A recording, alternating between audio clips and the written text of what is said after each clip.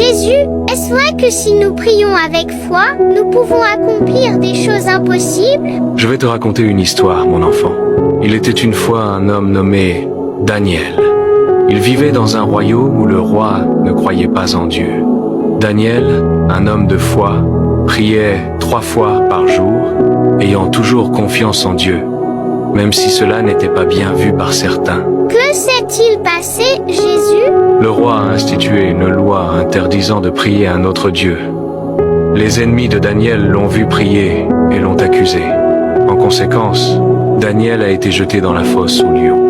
La pierre fut scellée avec le sceau du roi, mais Daniel prie à Dieu, ayant confiance en sa protection. Et qu'est-il arrivé au lion? Le matin suivant, le roi est allé au puits et a trouvé Daniel vivant. Dieu avait fermé la bouche des lions et l'avait protégé. Le roi, émerveillé, déclara que tout le monde devait craindre le Dieu de Daniel, car il peut faire l'impossible. C'est incroyable! Daniel a prié avec foi et Dieu l'a sauvé. C'est exact, mon enfant. Quand nous prions avec foi, peu importe la grandeur du défi, Dieu a le pouvoir de faire l'impossible. La foi est la clé des miracles. Alors, si nous prions avec foi, pouvons-nous accomplir des choses impossibles? Oui, mon enfant, parce que la foi déplace des montagnes. Jésus, pourquoi devons-nous prier? Prier, c'est parler à Dieu. C'est comme quand tu parles à ton papa ou ta maman. Dieu m'écoute même si je ne le vois pas? Il t'écoute toujours. Veux-tu que je te raconte une histoire? Oui.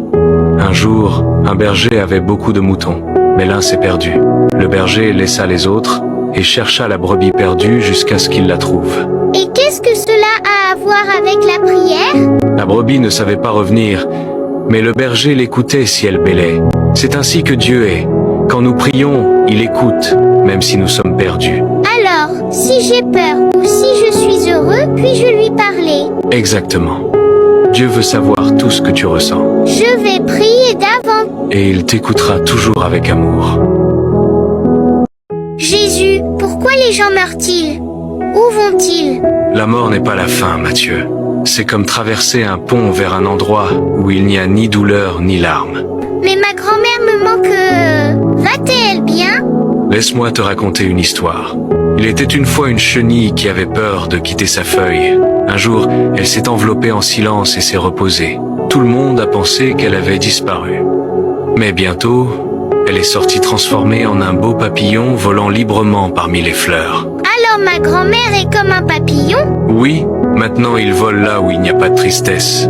Et un jour, quand ton moment viendra, tu voleras aussi. Mais pour l'instant, vis et aime.